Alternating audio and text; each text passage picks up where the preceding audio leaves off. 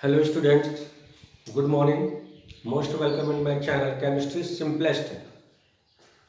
अपन ने last lectures में ये देखा हुआ था कि प्रिपरेशन, प्योरिफिकेशन और प्रॉपर्टीज क्या क्या होती हैं। तो आज अपन गोल्ड नंबर के बारे में पढ़ेंगे। ठीक है, ये इंपॉर्टेंट है बोर्ड के रिगार्डिंग भी और कॉम्पिटिटिव एग्जाम्स के रिगार्डिंग भी। ठीक है, तो अपन अब स्टार्ट करेंगे गोल्ड नंबर।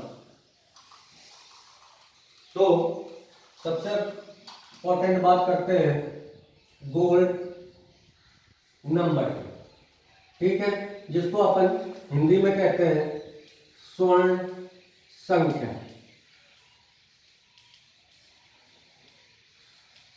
ठीक है, गोल्ड नंबर स्टार्ट करने से पहले अपन स्टार्ट करेंगे protection of colloidal solution.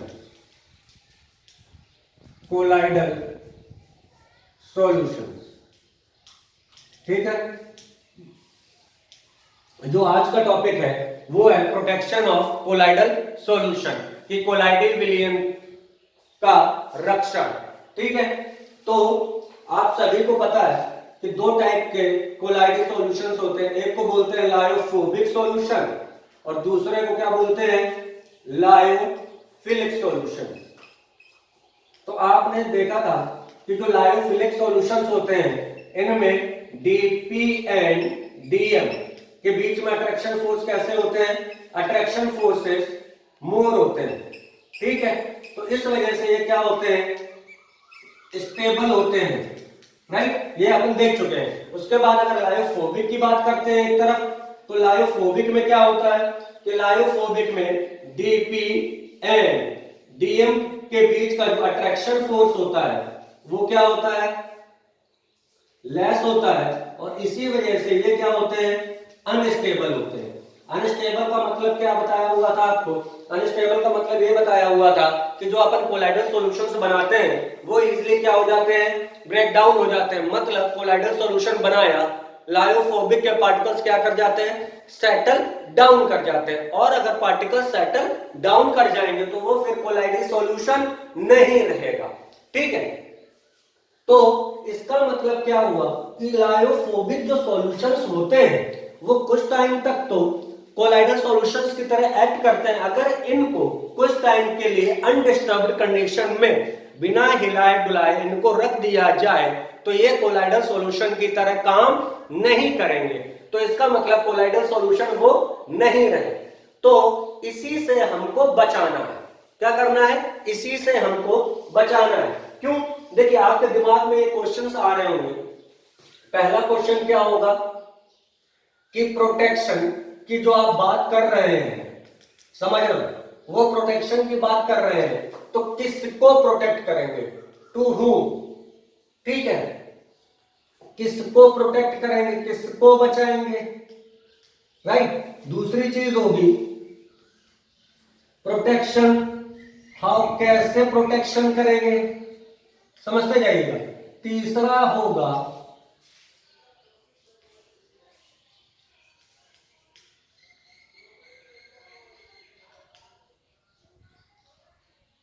Bye whom.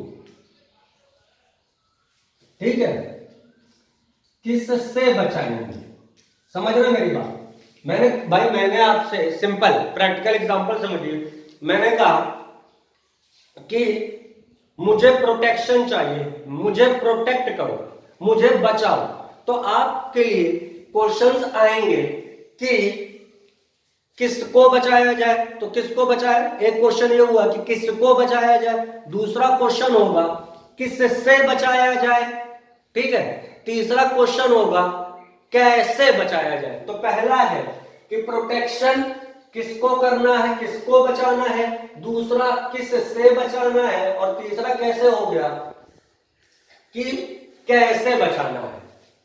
समझ में आ रही बात कि जो प्रोटेक्शन ऑफ कोलाइडल सॉल्यूशन है तो उसमें तीन क्वेश्चन आते हैं कि भाई किसका प्रोटेक्शन करना है, किससे प्रोटेक्शन करना है, और तीसरा आता है कैसे प्रोटेक्शन करना है। ठीक है, तो इन सभी क्वेश्चंस के आंसर आपको आज के वीडियो लेक्चर में मिलेंगे। बहुत आसान है, बहुत क्लियर है, थोड़ा सा दिमाग लगाना है, सारी चीजें आपके सामने क्लियर हो जाएंगी। ठीक है, तो अपन स्टार्ट करते हैं।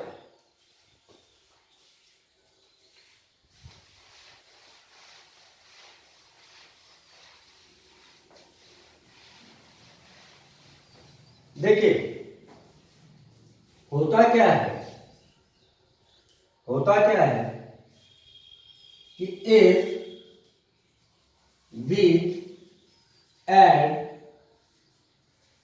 Electrolyte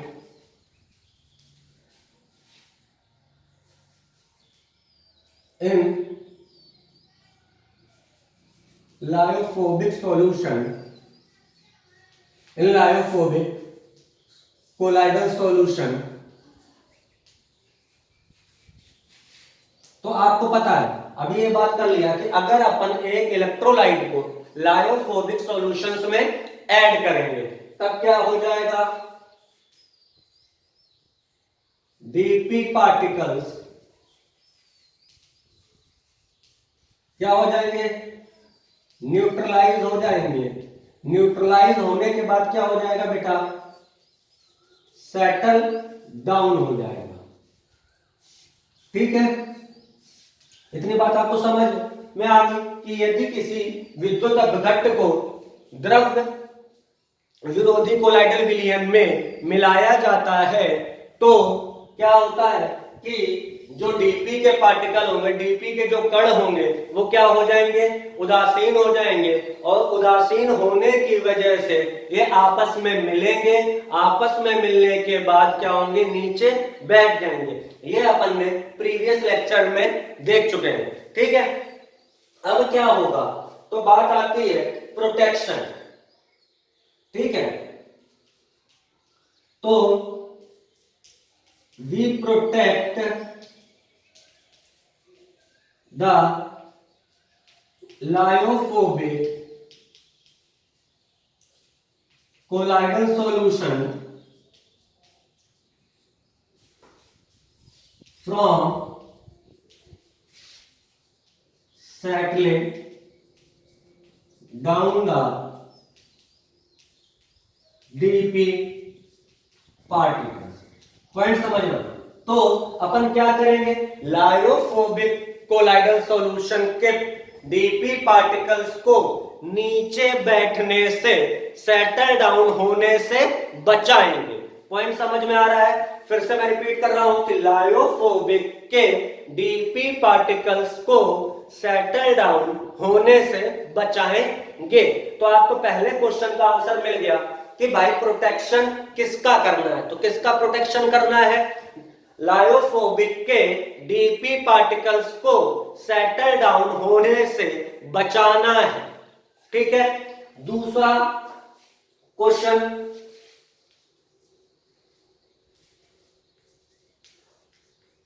we protect the settling down of dp particles of lyophobic solution, lyophobic colloidal solution by adding lyophilic solution, in fact lyophilic colloidal solution। ध्यान समझिएगा कि पहले क्वेश्चन का आंसर मिल गया कि किसको बचाएंगे, तो लायोफोबिक के डीपी पार्टिकल्स को सेटल डाउन होने से बचाएंगे। तो आपके दिमाग में तुरंत दूसरा क्वेश्चन आएगा कि भाई किससे बचाएंगे, भाई ऐसा क्या यूज करेंगे कि जिससे सेटलिंग डाउन बच जाए, तो किससे बचाएंगे, बचाने के लिए अपने पास क्या है, लायोफिलिक कोलाइडल सॉल्यूशन। किससे बचाएंगे, लायोफिलिक कोलाइडल सॉल्यूशन। अपन क्या करेंगे, अभी आगे भी बात करेंगे इसको डिटेल में कि लायोफोबिक सॉल्यूशन में कुछ अमाउंट में लायोफिलिक सॉल्यूशन को अपन ऐड कर देते हैं। ठीक है, अब बात हो गई कि किसको बचाना है, लायोफोबिक के डीपी पार्टिकल्स को बचाना है, किससे बचाना है, सेटलिंग डाउन से। देखिए ध्यान समझिएगा, लायोफोबिक कोलाइडल सॉल्यूशन को बचाना है, किससे बचाना है, सेटलिंग डाउन से बचाना है, और किसकी मदद से बचाना है, किसकी हेल्प से बचाना है, तो किसकी हेल्प से बचाना है, लायोफिलिक कोलाइडल सॉल्यूशन की हेल्प से लायोफोबिक के डीपी पार्टिकल्स को सेटल डाउन होने से बचाना है। यहां पर मैंने देखिए तीनों चीजें लिखी इसमें, लायोफोबिक कोलाइडल सॉल्यूशन और सेटलिंग डाउन। समझ में आ रहा बात? इसका आंसर है, क्वेश्चन था किसको बचाना है, ध्यान से, किसको, किससे बचाना है, किससे बचाना है, सेटलिंग डाउन से, ठीक है, किसकी मदद से बचाना है। ये तीनों क्वेश्चन के आंसर है आपके पास। ध्यान से देखिए कि किसको बचाना है, लायोफोबिक कोलाइडल सॉल्यूशन को बचाना है, किससे बचाना है, सेटलिंग डाउन से बचाना है, और किसकी मदद से बचाना है, लायोफिलिक कोलाइडल सॉल्यूशन की मदद से बचाना है।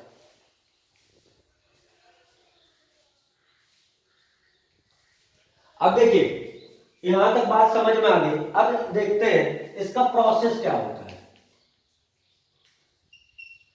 अब देखते हैं अपन इसका प्रोसेस क्या होता है, ठीक है। तो इसको प्रोसेस के लिए अपन दोबारा से एक बार स्टार्ट करें।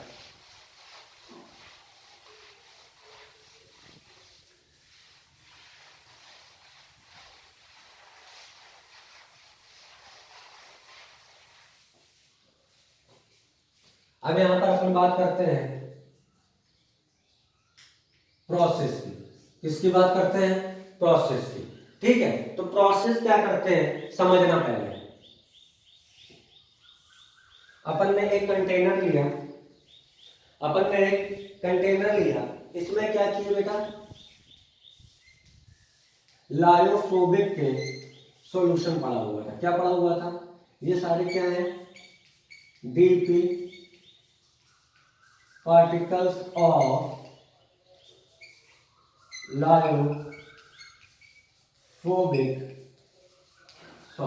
Colloidal solution. किसके पार्टिकल्स हैं, लायोफोबिक के कोलाइडल पार्टिकल्स हैं, ठीक है। अब ध्यान से समझना,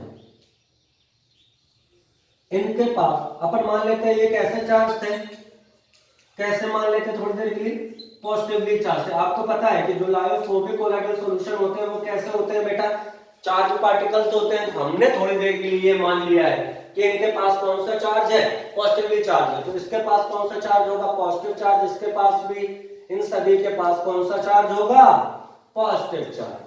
अब अपन ने क्या किया, यहां पर एक इलेक्ट्रोलाइट AB इलेक्ट्रोलाइट ऐड कर दिया। क्या ऐड कर दिया, AB इलेक्ट्रोलाइट ऐड कर दिया,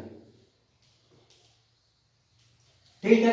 तो अब क्या होगा आपको पता है कि यहां से ये टूटेगा, A plus B minus A plus B minus, इस तरीके से टूटेगा। तो टूटेगा तो कोगुलेशन वाला प्रोसेस हो जाएगा कि क्या होगा, जो डीपी पार्टिकल पॉजिटिव है वो नेगेटिव को अट्रैक्ट करेंगे और न्यूट्रल हो जाएंगे। न्यूट्रल होने के बाद एग्रीगेशन हो जाएगा, और एग्रीगेशन होने के बाद क्या होगा, सेटलिंग डाउन हो जाएगी। तो अब अपन बात करते हैं भाई, इसको हमें इसी सेटलिंग डाउन को तो बचाना है। तो अब बचाएंगे कैसे, आपने बोला था कि भाई लायोफिलिक सॉल्यूशंस की हेल्प से हम बचा सकते हैं। तो देखते हैं कैसे बचाते हैं। अब अपन ने क्या किया, यहां पर लायोफिलिक सॉल्यूशन ऐड कर दिया। कौन सा सॉल्यूशन ऐड कर दिया, लायोफिलिक कोलाइडल सॉल्यूशन ऐड कर दिया, ठीक है। अब लायोफिलिक कोलाइडल सॉल्यूशन ऐड कर दिया तो देखो बेटा क्या होगा, जो लायोफिलिक कोलाइडल सॉल्यूशन होते हैं वो क्या करेंगे, ध्यान से समझना,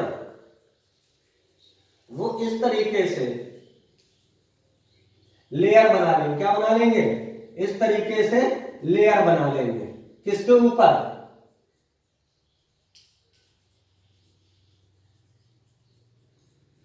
डीपी पार्टिकल्स के ऊपर। पॉइंट समझिएगा, इसी तरीके से ये लेयर बना ली। अब मैं इसको ग्रीन से लिख रहा हूं, layer of lyophilic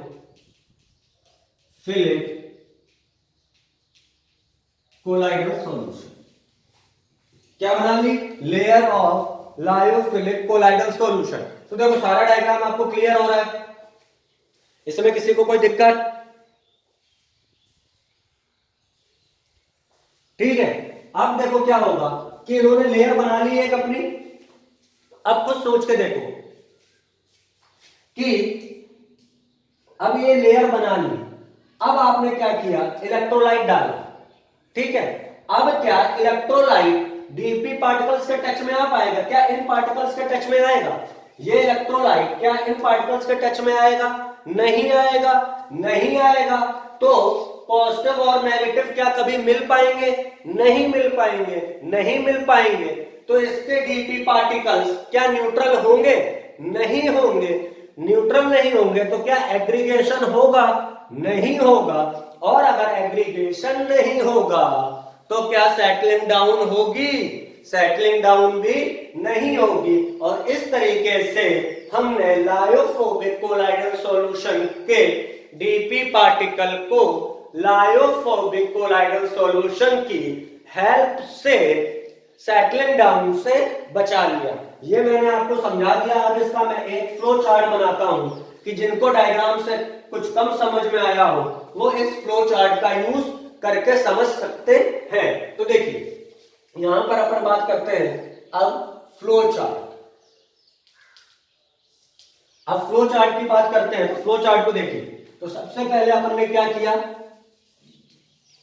lyophobic colloidal solution लिया। क्या लिया? लायोफोबिक कोलाइडल सॉल्यूशन लिया। लायोफोबिक कोलाइडल सॉल्यूशन को लिया। Let us assume the DP particles are positively charge. हमने मान लिया कि लायोफोबिक के डीपी पार्टिकल्स बेटा कैसे होंगे? पॉजिटिवली चार्ज होंगे। ध्यान से, अब पॉजिटिवली चार्ज होंगे। अब क्या किया?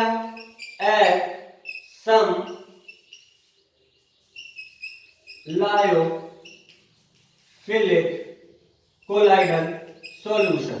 अपन ने क्या ऐड कर दिया? कुछ लायोफिलिक कोलाइडल सॉल्यूशन को ऐड कर दिया। क्या ऐड किया?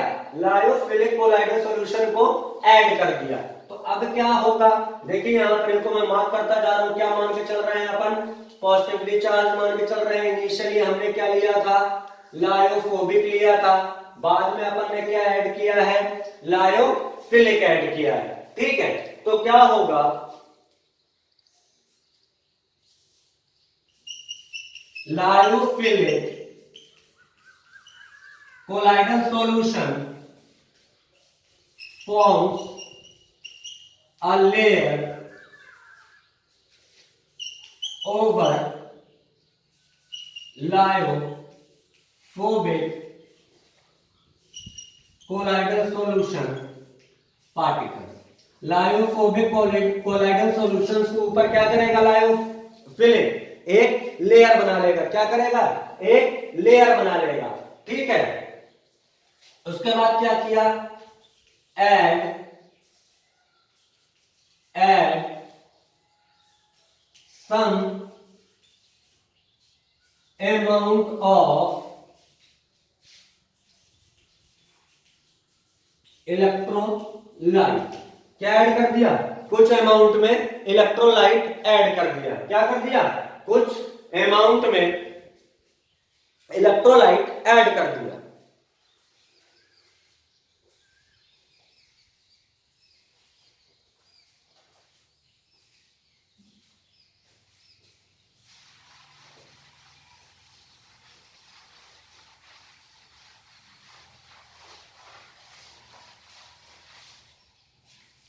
अब देखिए क्या होगा? Now electrolyte don't make a contact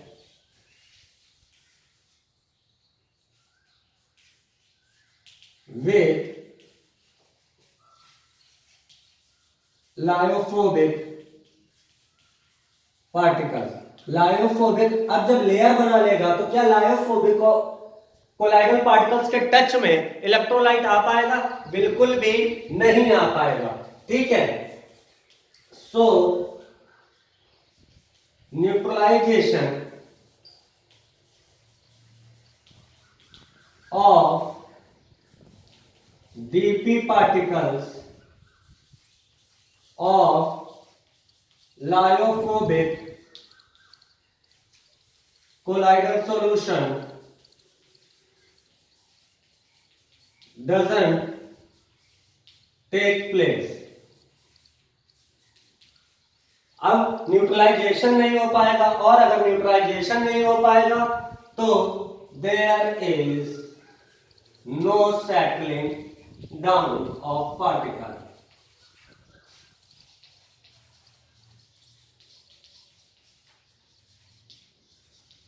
बताइए पॉइंट समझ में आया? फिर से मैं एक बार रिपीट कर रहा हूं। अपन ने क्या लिया? लायोफोबिक कोलाइडल सॉल्यूशन लिया। लायोफोबिक कोलाइडल सॉल्यूशन लिया, हमने मान के चला है कि जो कोलाइडल सॉल्यूशन होंगे वो कैसे होंगे? पॉजिटिवली चार्ज्ड होंगे। ठीक है, अब उसके बाद अपन ने क्या किया? कुछ अमाउंट में लायोफिलिक कोलाइडल सॉल्यूशंस को ऐड कर दिया। तो लायोफिलिक कोलाइडल सॉल्यूशन क्या करेंगे? लायोफोबिक के डीपी पार्टिकल्स के ऊपर एक लेयर बना लेंगे। अब एक लेयर बना लेंगे, उसके बाद अपन ने क्या किया? कुछ अमाउंट में इलेक्ट्रोलाइट ऐड किया। अब जब इलेक्ट्रोलाइट ऐड किया तो इलेक्ट्रोलाइट लायोफोबिक के डीपी पार्टिकल्स के बीच में कोई कांटेक्ट नहीं बना पाएंगे। कोई कांटेक्ट नहीं बना पाएंगे तो पॉजिटिव नेगेटिव, लायोफोबिक का पॉजिटिव चार्ज और इलेक्ट्रोलाइट का नेगेटिव चार्ज कभी आपस में नहीं मिलेंगे। नहीं मिलेंगे तो न्यूट्रलाइजेशन नहीं होगा, और न्यूट्रलाइजेशन नहीं होगा तो सेटलिंग डाउन नहीं होंगे। तो हमने लायोफोबिक के कोलाइडल पार्टिकल्स को इलेक्ट्रोलाइट डालने के बाद भी कोगुलेशन से बचा लिया। यही है प्रोटेक्शन ऑफ कोलाइडल सॉल्यूशन। यहां तक पॉइंट सभी को क्लियर हो गया होगा, आई थिंक सो। ठीक है, आप इसको एक बार नोट करिए।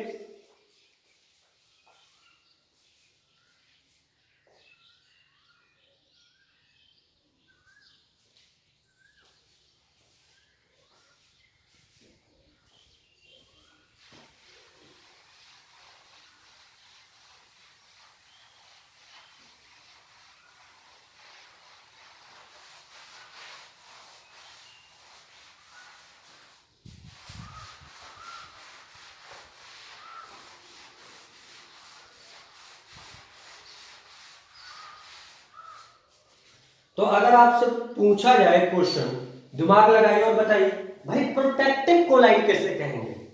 कौन सा colloid? Protective colloid. Protective colloid किसे कहेंगे? लायोफिलिक को कहेंगे या लायोफोबिक को कहेंगे? प्रोटेक्टिव कोलाइड मतलब अगर इसको हिंदी में कहें तो कह सकते हैं रक्षी कोलाइड। रक्षी कोलाइड किसे कहेंगे? सोचिए, ऑब्वियस सी बात है भाई, जो रक्षा करेगा, जो प्रोटेक्शन देगा वही प्रोटेक्टिव कोलाइड या रक्षी कोलाइड कहेगा। तो प्रोटेक्शन किसने दिया है? ध्यान से सुनिए मैं क्या कह रहा हूं, प्रोटेक्शन किसने दिया है। ठीक है, तो प्रोटेक्शन हमें प्रोवाइड किया है किसने? लायोफिलिक ने। किसने प्रोवाइड किया है? लायोफिलिक ने। इसलिए ध्यान रखिएगा, lyophilic colloidal solution is also known as protective colloid. Protective colloid। ठीक है, द्रव्य स्नेही कोलाइडी विलयन को रक्सीकोलाइड भी कहा जाता है। फिर से रिपीट कर रहा हूं, lyophilic colloidal solution is also known as protective colloids. द्रव स्नेही कोलाइडी विलयन को रक्सीकोलाइड कहा जाता है। यहां तक आपको सभी को बात समझ में आ गई होगी, आई होप। अब आगे अपन चलते हैं, एक टॉपिक है गोल्ड नंबर, जिसकी अपन ने स्टार्टिंग में बात की थी। ठीक है, क्या है गोल्ड नंबर, जिसको हिंदी में क्या कह सकते हैं, स्वर्ण संख्या। क्या कह सकते हैं, स्वर्ण संख्या। और इंग्लिश में बोले तो क्या कह सकते हैं इसको, गोल्ड नंबर, राइट। तो सबसे पहले इसकी डिफिनेशन की बात करते हैं। डिफिनेशन के बाद अपन इसका एक्सप्लेनेशन देखेंगे और उसके बाद एक न्यूमेरिकल। ठीक है, चलते हैं। तो इसकी डिफिनेशन क्या है,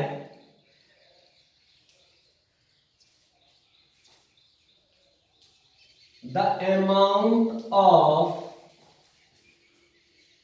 लायोफिलिक कोलाइडल सॉल्यूशन और प्रोटेक्टिव सॉल्यूशन इन मिलीग्राम्स। बेटा ये डिफिनेशन बोर्ड के रिगार्डिंग इंपॉर्टेंट है, बोर्ड के रिगार्डिंग आपसे पूछा जा सकता है। ठीक है, तो ये ध्यान रखना है बोर्ड में। The amount of lyophilic colloidal solution और protective solution in milligram which is required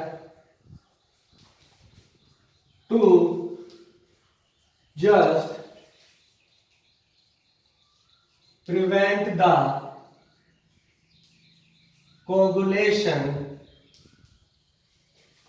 of 10 ml gold colloidal solution when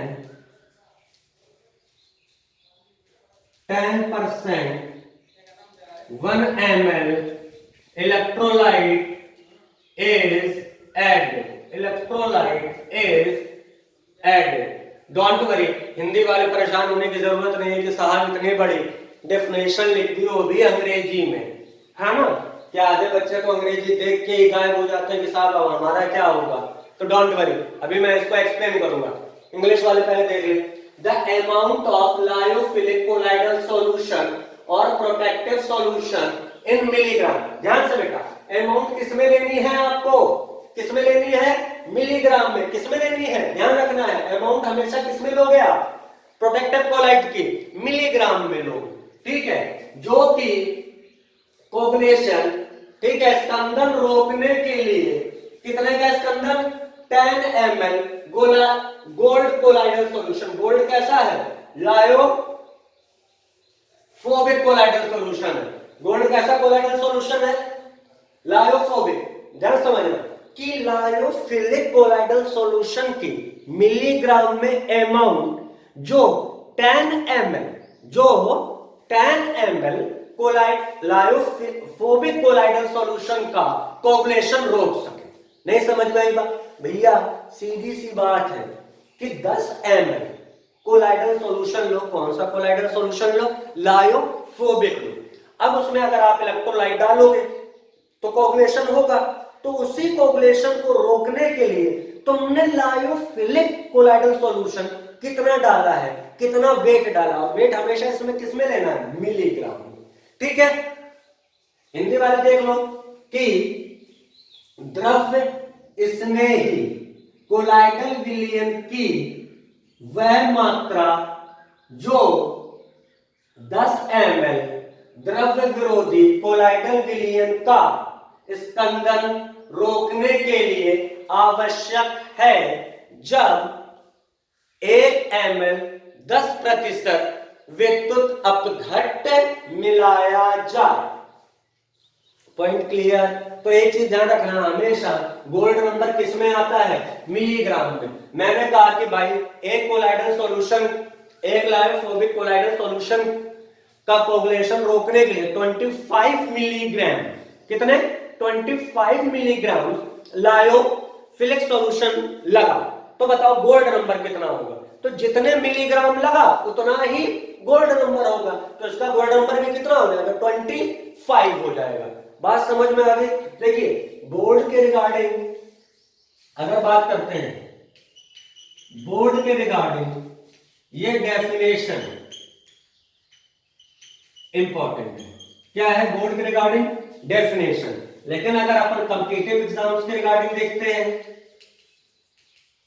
competitive exams के रिगार्डिंग, तो इससे जो आता है वो क्या आता है, न्यूमेरिकल आता है। उससे क्या आता है, न्यूमेरिकल आएगा।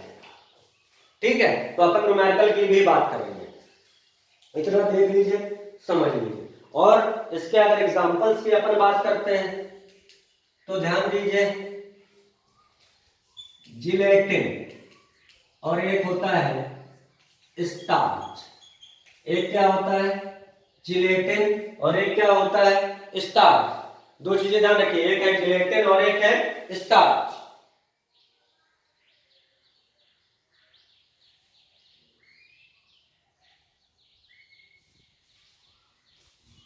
जिलेटिन का जो गोल्ड नंबर होता है, जो जिलेटिन का गोल्ड नंबर होता है मिनिमम होता है। क्या होता है, मिनिमम गोल्ड नंबर। और स्टार्च का क्या होता है बेटा, मैक्सिमम गोल्ड नंबर। मतलब अगर स्वर्ण संख्या सबसे कम किसकी होती है तो वो है जिलेटिन, और अगर पूछा जाए स्वर्ण संख्या सबसे ज्यादा किसकी होती है तो वो है स्टार्च। ठीक है,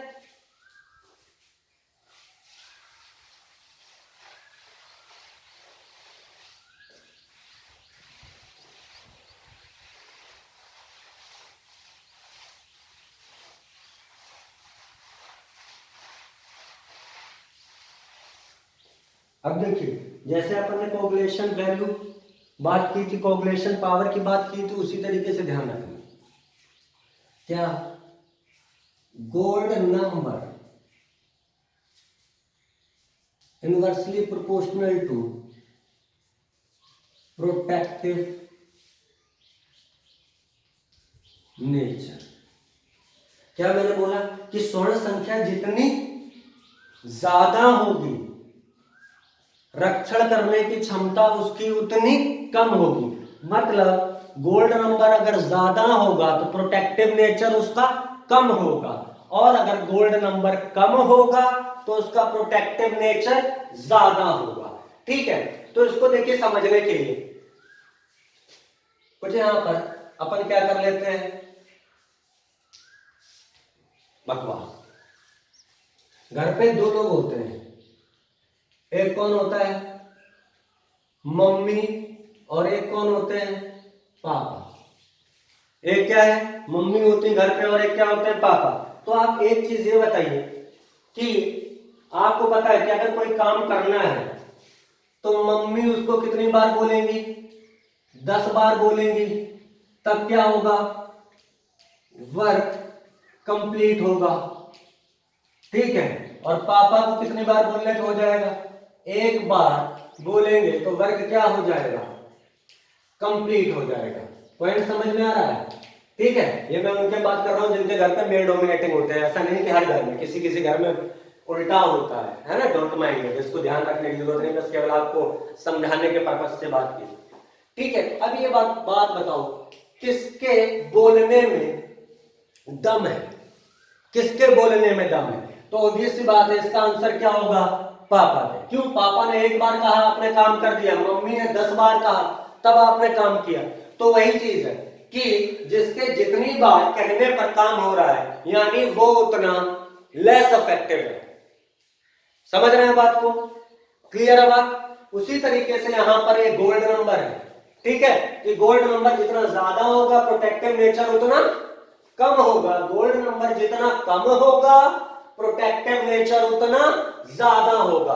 तो अगर आपसे बोला जाए कि बेस्ट प्रोटेक्टिव कोलाइड कौन सा है, best protective colloid, best protective colloid कौन सा है, तो बेटा बेस्ट प्रोटेक्टिव कोलाइड कौन सा होगा, जिसका मिनिमम गोल्ड नंबर होगा। क्या होगा, जिसका मिनिमम गोल्ड नंबर होगा। और मिनिमम गोल्ड नंबर किसका होता है, जिलेटिन का।